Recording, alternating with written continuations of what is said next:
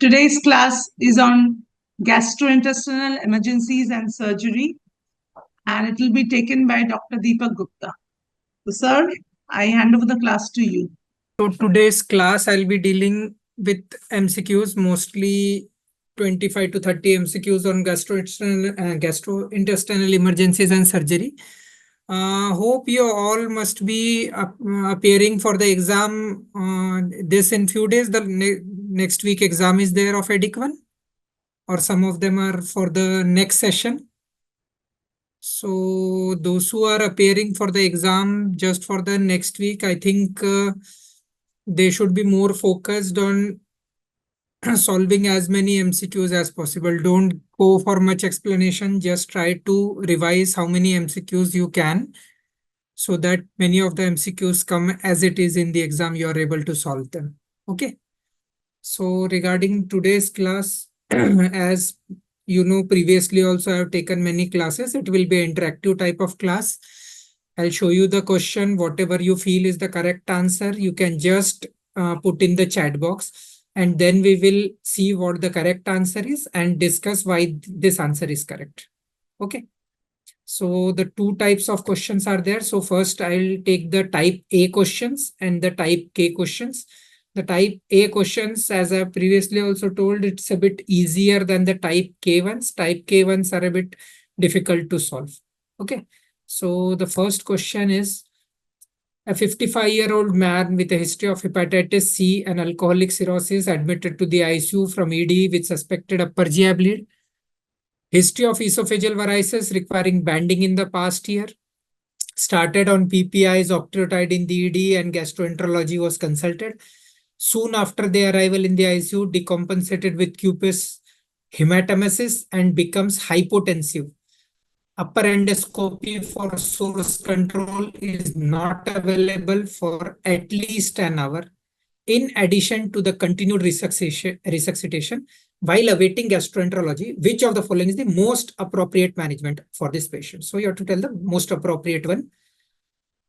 Out of the four, the first is place a nasogastric tube, start antibiotic for SBPs, prophylaxis, and start a low dose beta blocker to decrease portal venous pressure.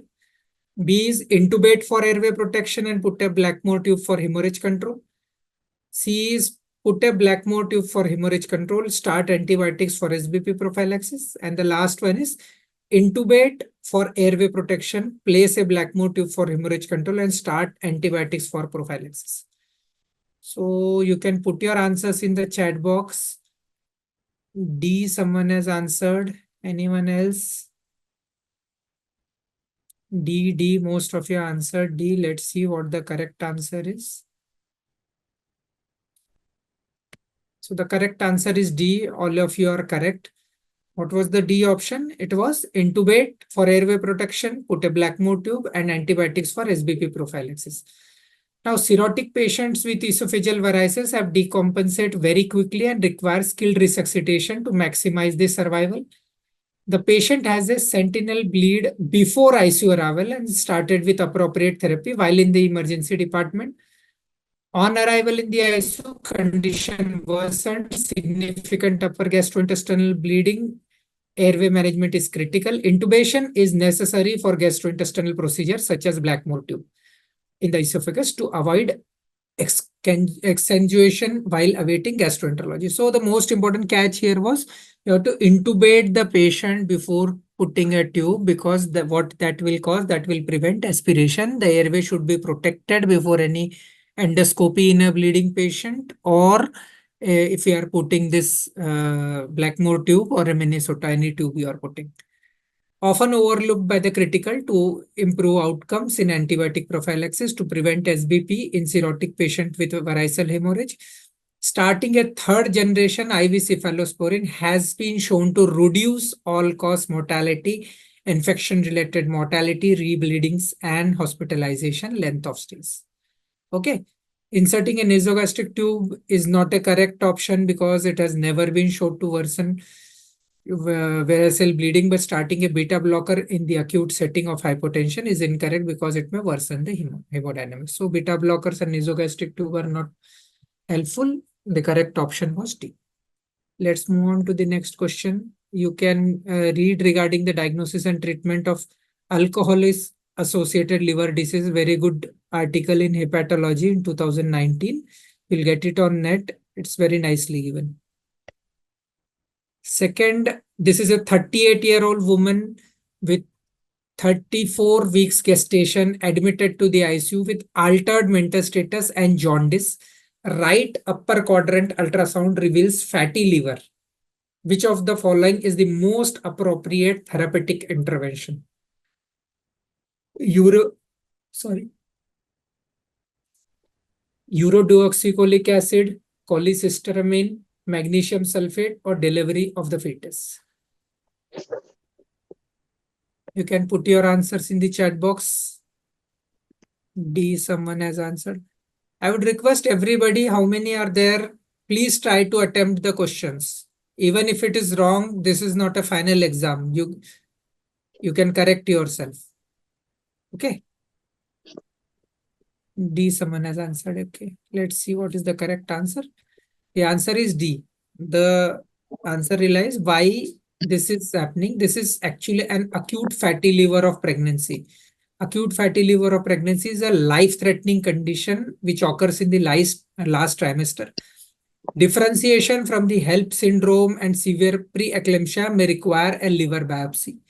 Acute fatty liver is associated with hepatic dysfunction, including synthetic functions. Ammonia and transaminases levels are higher, hypoglycemia is more frequent, and DIC is common. Treatment of choice, it is delivery of the fetus and supportive care. Okay. So it is acute fatty liver of pregnancy, and the best option is the delivery of the fetus because it is a life-threatening condition. Now, third, this is a 41-year-old female presenting with abdominal pain, nausea, vomiting, diarrhea. Examination shows her to be mildly jaundiced in AF and agitated with bibasal crackles on the chest auscultation and peripheral edema. Heart rate is 134, BP 76/45, respiratory rate 28, saturation 93 on room air, temperature is 39.6.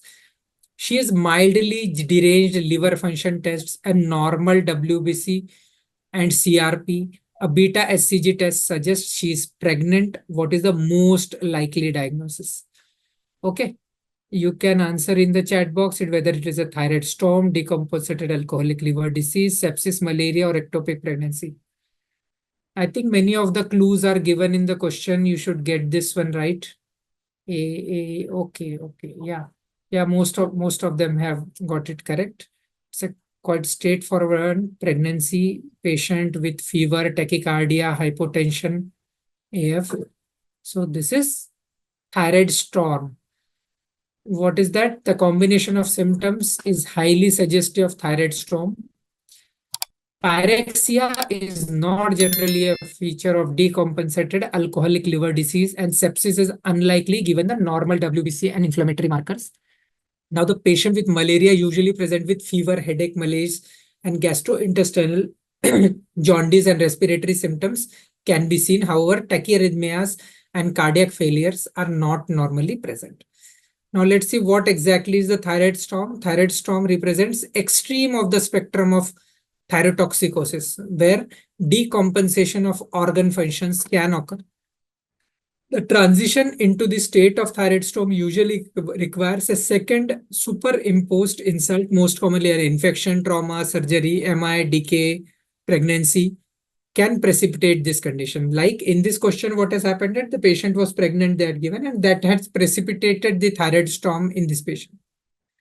Any of the clinical signs and symptoms of thyrotoxic state may be seen. Pyrexia is almost universal. Okay.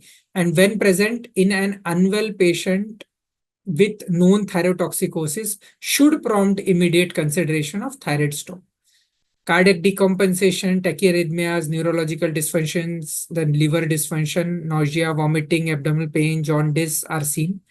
Diagnosis of thyroid storm must be made on the suspicion, but non-specific clinical findings. Treatment includes supportive thyroid-specific therapies to block the synthesis, block release, block T4 to T3 conversion, and block enterohepatic circulation. So this is all about the thyroid storm, which was precipitated by pregnancy.